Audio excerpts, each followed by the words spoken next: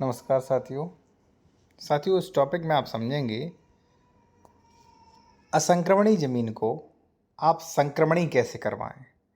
English में transferable rights वाली property बोली जाती है, ठीक है। नॉन ट्रांसफरेबल, अब यह आपको पूरा समझाऊंगा कितने वर्ष में होगे, इसके सारे आदेश, कितना फीस लगेगा, क्या क्या इस पर डॉक्यूमेंट्स चाहिए, सारा कुछ इस वीडियो में आप समझेंगे। और अगर आप विशेषज्ञ द्वारा किसी मैटर पर कंसल्टेशन करना चाह रहे हैं तो हमारा कॉन्टैक्ट नंबर वीडियो के डिस्क्रिप्शन में मेंशन किया गया है। देखिए साथियों, ये असंक्रमणी ज़मीन क्या होती है। यहाँ पे आप जब आप देखेंगे तो यहाँ पे असंक्रमणी अधिकार का यहाँ पे उपयोग किया गया है, ठीक है। असंक्रमणी, तो देखिए जैसे मान लीजिए ये एक्स प्रॉपर्टी है, ठीक है ना, ये आपका है, तो ये सरकार ने पट्टे पर दिया होगा आपके पिता को, दादा को। अब ये पट्टे की ज़मीन जो है, मान लीजिए सरकार ने पट्टा कर दिया, तो इसे ज़मीन बेचने का, ट्रांसफ़र करने का आपके पास राइट्स नहीं होता है। यानी कि आप किसी को दान नहीं कर सकते, वसीयत नहीं कर सकते, यहाँ तक कि है किसी को बेच नहीं सकते, ठीक है, जब तक असंक्रमणी भूमिधर है।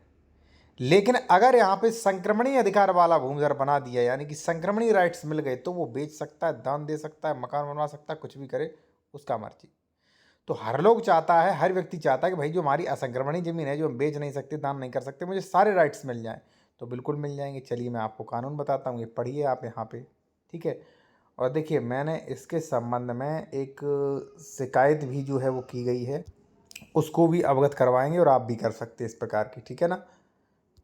देखिए यहाँ पे आप देख सकते हैं, प्रत्येक व्यक्ति जो इस संहिता के उपबंधों के अधीन या अनुसार तत्समय प्रवर्तित किसी विधि के अधीन किसी अन्य रीत के उक्त दिनांक को या उसके पश्चात भूमिधर का अधिकार प्राप्त कर ले, ठीक है।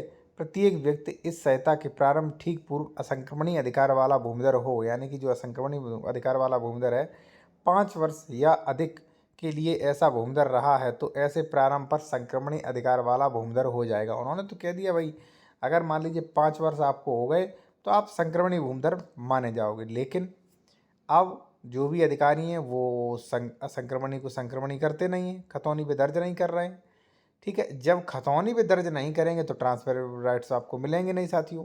तो ये काफ़ी बड़ी समस्या है। अब अगर ऐसे ही वो कर देंगे, ये नियम मान लिया, ऐसे ही कर दिया, तो उनका रिश्वत लेने का जो सोर्स है वो भी नहीं, वो भी ख़त्म हो जाएगा, ठीक है ना। तो कहने का मतलब है साथियों, असंक्रमणी से संक्रमणी आप 5 वर्ष जो है, आप जो है उस पर असंक्रमणी भूमिधर रहे थे, तो 5 वर्ष बाद जो है वो संक्रमणी अधिकार वाले भूमिधर बन सकते हो, कानून में है।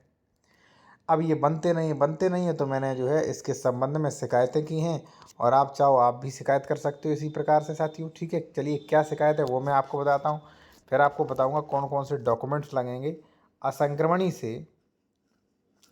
को संक्रमणी करवाने के लिए, ठीक है। अब देखिए साथियों, यहाँ पे आप देखिए, सेवा में माननीय मुख्यमंत्री आदित्यनाथ योगी जी, ठीक है, उत्तर प्रदेश सरकार, प्रार्थना। एक चीज़ मैं और कहूँगा साथियों आपसे कि अगर आप कोर्ट प्रक्रिया, नोट्स, ड्राफ्टिंग ई कोर्स लेना चाहते हैं, इसमें क्या मिलेगा, जैसे स्टे एप्लीकेशन है, स्टे एप्लीकेशन के बारे में जानकारी और इसका पूरा फॉर्मेट, बंटवारा, सरकारी ज़मीन से अवैध कब्जा हटवाने के लिए, ज़मीन से अवैध कब्जा हटवाने के लिए, रजिस्ट्री कैंसिल करवाने के लिए, आप सब कुछ देख सकते हो। इसका स्क्रीनशॉट ले लीजिए। अगर आपके ये काम का है तो आप व्हाट्सएप पे मैसेज करें, ये हमारा व्हाट्सएप नंबर दिया गया है, आप ये ई बुक ले सकते हो। और इसी प्रकार से ये रजिस्ट्री के संबंध में A to Z जानकारी के संबंध में हमने ई बुक बनाई है। जो भी जूनियर एडवोकेट है या जो भी लोग जानकारी रखना चाहते हैं, तो वो जो है इसका स्क्रीनशॉट ले लें। ये हमारा व्हाट्सएप नंबर दिया, आप देख सकते हो आपको क्या क्या मिल रहा है, सारा कुछ, दान पत्र, एग्रीमेंट, लीज एग्रीमेंट, खुदनामा, सब कुछ मिलेगा। आप चाहो मुझसे ले सकते हो, हमारा व्हाट्सएप नंबर ये दिया गया है। तो साथियों, अगर आपका असंक्रमणी ज़मीन है, तो असंक्रमणी ज़मीन जो है वो आप अगर संक्रमणी करवाना चाहते हैं तो उसके लिए आकार पत्र 41 लगेगा, 41 और 45 लगेगा आपसे, ठीक है। इसके बाद जो है 57 खां की नकल लगेगी। सारी डॉक्यूमेंट्स को फाइल करके आप जो है तहसीलदार को दे सकते, तो वहाँ से दाखिल खारिज का आदेश, सॉरी, ये जो संक्रमणी भूमिधर का आदेश है वो उप जिलाधिकारी करेंगे, ठीक है।